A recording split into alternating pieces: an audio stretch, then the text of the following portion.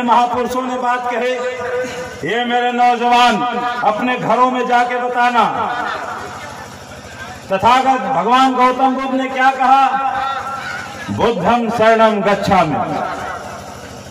Japan में 1227 में संविधान बना और पहला आर्टिकल जापान के संविधान में लिखा है बुद्धं शरणं गच्छामि।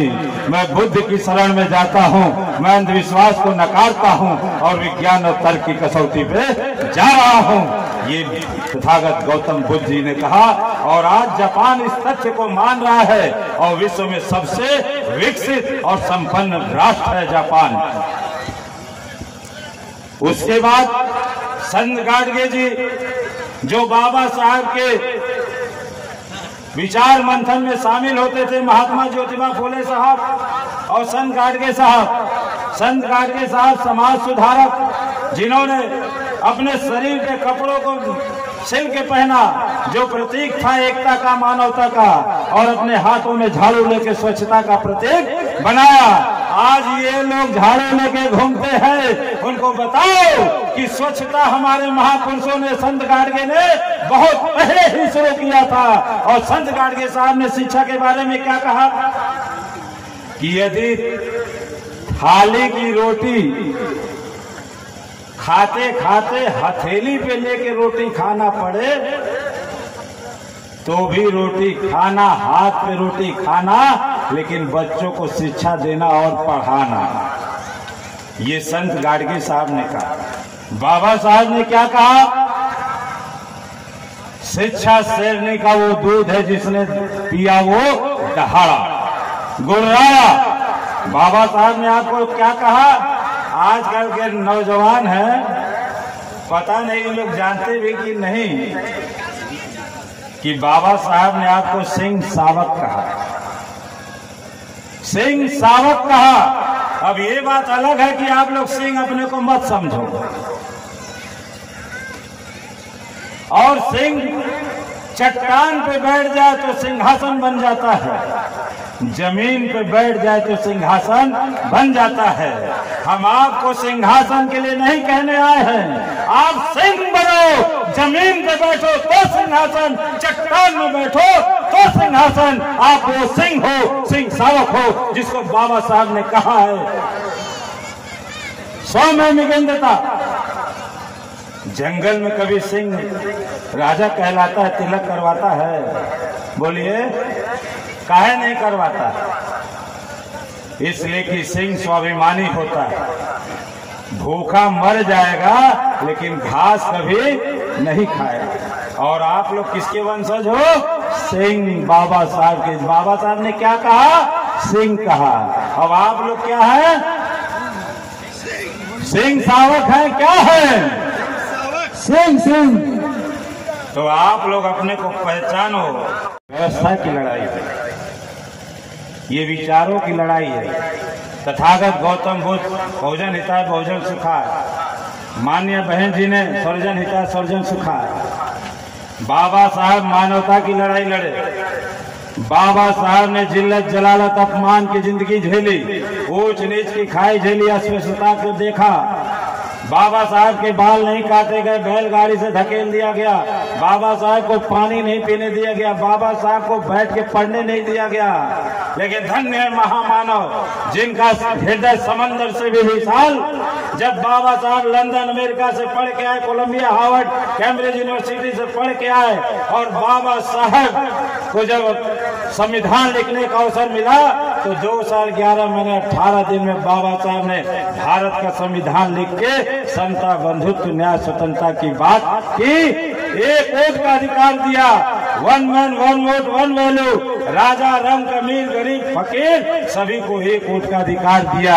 जिसने अपमान किया उसको भी बाबा साहब ने सम्मान देने का काम किया। बाबा साहब वो महामानव। और बाबा साहब के विचारों को दबाने के लिए, महापुरुषों, संतों, गुरुओं, महापुरुषों के विचारों को दबाने के लिए इस देश में बाबा साहब ने कहा कि हमें नींबू की तरह निचोड़ के जमीन में फेंक दिया गया, हमारी जिस्मों को रौंद के जमींदोज कर दिया गया। लेकिन वो नींबू का बीज जब धरती में पड़ा और जब महापुरुषों के विचारों का उस पर रोशनी पड़े तो वो नींबू का बीज धरती को फाड़ के बाबा साहेब और तथागत के विचारों को इस धरती पे नीली रोशनी रोते। बाबा साहब 1917 में कोलंबिया यूनिवर्सिटी में जब पढ़ने गए पीएचडी करने, विचार की बात कर रहा हूं, तो दीवारों पे लिखा था कि आम आदमी पैदा होता है मर जाता है, महापुरुष पैदा होते हैं नहीं मरते। नीचे की लाइन को कट कर दिया बाबा साहब ने। दूसरे दिन मची हड़कंप और पूछा गया, बाबा साहब को बुलाया गया और बाबा साहब ने अपनी विद्वता से पूरे यूनिवर्सिटी को स्तब्ध कर दिया कि आम आदमी पैदा होता है मर जाता है, महापुरुष पैदा होता है मर जाता है तब जब उसके विचार मर जाते हैं। आज हम लोग बाबा साहब के विचारों को कहां लेके जा रहे हैं? लड़का लोग के लिए नारा में देता हूं, बाबा साहब बनना है तो 18 घंटे मन लगा के पढ़ना है। ये लड़का लोग याद कर लिया। जिस विचार के खिलाफ आप बात करते हैं, जो चतुर चालाक समाज अपने एक एक चीज को यादगार बना के चलता है, और बाबा साहब ने आपको शासक बनने का गुण दिया, उसको दीवार पर लिखने की आप हिमाकत नहीं कर सकते। कैसे अनुयायी हैं आप? कैसे बाबा साहब के सिपाही हैं? कैसे माननी बहन जी को इस देश का पीएम बनाएंगे? और बाबा साहब ने कहा कि वो समाज नष्ट हो जाता है जो अपने समाज का इतिहास नहीं जानता है। इस शासक शब्द के पीछे इतिहास है।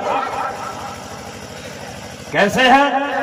यदि आप लोग अपने दीवारों पे लिख दिए होते तो इतिहास से प्रेरणा मिलती, प्रेरणा से जागृति बनती, जागृति से सोच बनती, सोच से ताकत बनती, ताकत से शक्ति बनती, शक्ति से शासन होता है।